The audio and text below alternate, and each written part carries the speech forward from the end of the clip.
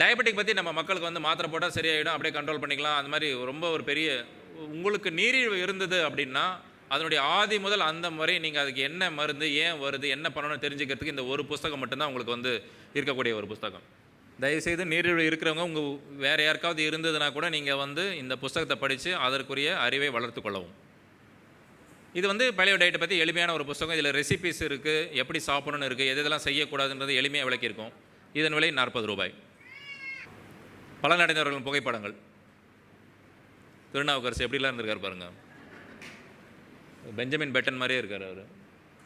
இவர் one of the super star. 24 kilometre, கிட்டத்தட்ட ஒரு நாளைக்கு 40 கிலோமீட்டர் சைக்கிள் ஓட்டுவார், 30 கிலோமீட்டர் நடப்பார். இவரெலாம் தான் வந்து குரூப்பில் முதல் ஆதியில் வந்து பார்த்திங்கன்னா எங்களுக்கெல்லாம் ஒரு இன்ஸ்பிரேஷன் வந்து இவர் தான். பாக்யராஜா பாரிஸில் இருக்கார், இலங்கை தமிழர். இப்படி இருந்தவர் அப்படி ஆனார். அதுதான் கண்ணாடி போட்டுட்டு இருந்தார். அந்த பார்வை குறைபாடு கூட சரியாக போச்சு. பாரிஸில் இருக்கிற டாக்டர் தலையை பிச்சு, நீ யாரையா, எங்கேருந்து வர, என்ன நடந்ததுனே உனக்கு தெரியல, நீ கண்ணாடி போட வேணாம் போ அப்படின்னு திட்டி அமிச்சிட்டார். எனக்கு வந்து ஒரு 4 யூரோ மிச்சம் அப்படின்னு சொல்லிட்டு சந்தோஷமாக போஸ்ட் போட்டிருந்தார். அந்த மாதிரியான ஒரு மனிதர். Dedication to the core. இவர்கிட்ட தான் நீங்கள் வந்து டயட் எப்படி எடுக்கணும் அப்படின்றது கற்றுக்கணும்.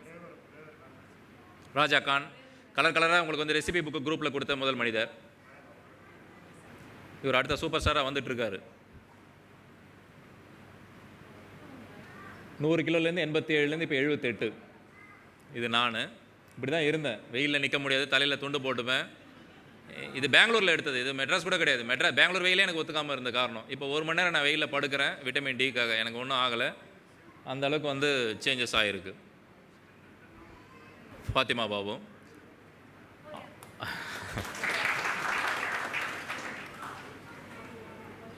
ஒரு ஹொசூரில் வந்து கண்ணன் பரமசிவம் பெரிய டீம். இவர் மூலயமா வந்து கிட்டத்தட்ட ஒரு ஆயிரக்கணக்கான மக்கள் அங்கே வந்து ஒசூரில் வந்து ஃபேக்ட்ரியில் வேலை செய்கிற மக்கள் வந்து பலனடைஞ்சிட்டு வராங்க. நம்ம டயட் மூலயமா பெரிய லெவலில் இவங்க வந்து கொண்டு போயிருக்காங்க. இதெல்லாம் தன்னலம் பாராது உழைக்கிற மக்கள் தான். இவங்கெல்லாம் தான் எங்களுக்கு வந்து ஒரு எனர்ஜி.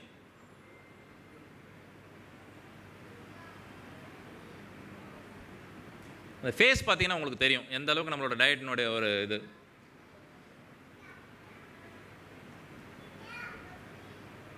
இவரும் ஒசூர் தான். அவர் கண் பரமசிவன் மூலியமாக அவர் கீழே கூட உட்கார முடியாத லெவலில் இருந்தவர். இன்றைக்கி பார்த்தீங்கன்னா அவர் சபரிமலைக்கெலாம் போயிட்டு நடந்து வந்து அந்த மாதிரிலாம் ஒரு நிறைய மக்கள் அங்கே இருக்காங்க. Success stories.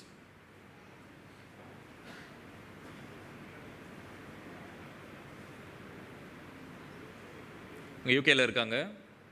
இன்னும் குறைச்சிட்டு தான் நான் ஃபோட்டோ போடணும்னு சொல்லி நான் வந்து என்னங்க நீங்களாம் நல்லது நடந்தால் ஒன்றுமே ஃபோட்டோ போட மாட்டேங்கன்னு திட்டினதுனால அவங்க ஃபோட்டோ போட்டாங்க. இல்லைனா இன்னும் நல்ல லீன் ஆகிட்டு தான் ஃபோட்டோ போடுன்னு சொல்லியிருக்காங்க.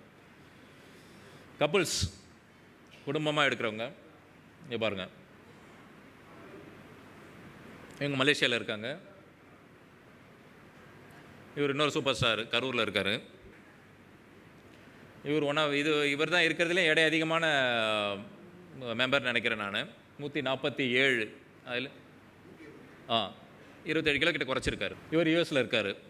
இவரும் வந்து திடீர்னு வந்து ஒரு போஸ்ட் போட்டு என்னால் சொல்லாமல் இருக்க முடியல, நான் கண்டிப்பாக சொல்லு அப்படின்னு சொல்லி போட்டு இந்த மாதிரி இருந்து இப்படி வந்து மாறி இருக்காங்க. இவர் வந்து தாமோதர் சந்துரு அவருடைய உறவினர் தான். இதெல்லாம் 100+ இவங்கெல்லாம் இந்த டீனேஜ் தான்.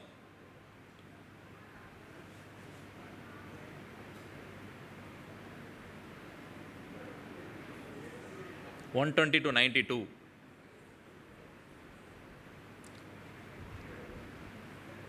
இவங்களாம் ஒரு பெரிய சக்ஸஸ் ஸ்டோரிஸ் குரூப்பில். எதுக்காக படங்கள் மட்டும்தான் நாங்கள் வந்து எழுதுறதை விட ஒரு படம் வந்து 1000 விஷயங்களை உங்களுக்கு வந்து ஈஸியாக உணர்த்திடும். 120 to 92.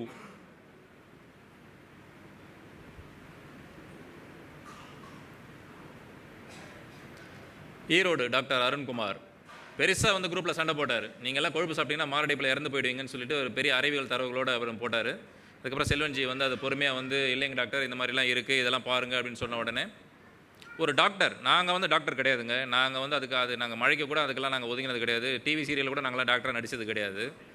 ஒரு எளிமையான ஒரு விஷயம், அது வந்து பூத கண்ணாடி வச்சு பார்த்தோன்னா நமக்கு பெருசாக இருக்கும். ஒரு எறும்பு கூட, அது எறும்பாக பார்த்தோன்னா சாதாரணமாக இருக்கும்.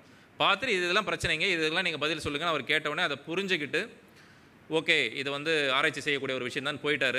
அதுக்கப்புறம் திடீர்னு ஒரு நாள் கமெண்ட் போடுறாரு, நானும் வந்து பேலியோவில் 10 கிலோ குறைச்சிட்டேன் அப்படின்னு சொல்லிட்டு. அதுக்கப்புறம் ஒரு போஸ்ட் போட்டு இதுதான் வந்து உன்னதமான டயட் அப்படின்றத போட்டு இன்றைக்கி வந்து ரொம்ப ஆக்டிவாக வந்து குரூப்பில் இருக்காங்க.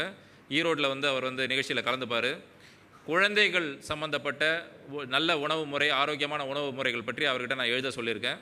அது நம்ம குரூப்பில் வந்து தொடராக வரும். பல தாய்மார்களுக்கு, பெற்றோர்களுக்கு வந்து அது வந்து ரொம்ப உதவிகரமாக இருக்கும் அப்படின்றது நம்புகிறேன். பெண்கள் வந்து எடை குறைக்கல அப்படின்றவங்கலாம் கொஞ்சம் வந்து பொறுமையாக தான் நீங்கள் வந்து சில விஷயங்கள் இந்த டயட்டை வந்து அணுகணும். கண்டிப்பாக உங்களுக்கு வந்து குறையும்.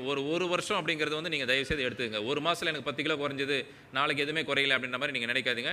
It is a long process. யாரோடது இது வந்து நேரமின்மை காரணமாக ஓரளவுக்கு நாங்கள் வந்து புதிய மக்களுக்காக தான் இந்த வந்து ஸ்லைடே, குழுவில் இருக்கிற மக்களுக்கு இது வந்து தேவையே இல்லை, அதுக்காக நாங்கள் போட்டது தான். அதனால் யாரோட விடுபட்டு இருந்தால் மன்னிக்கவும்.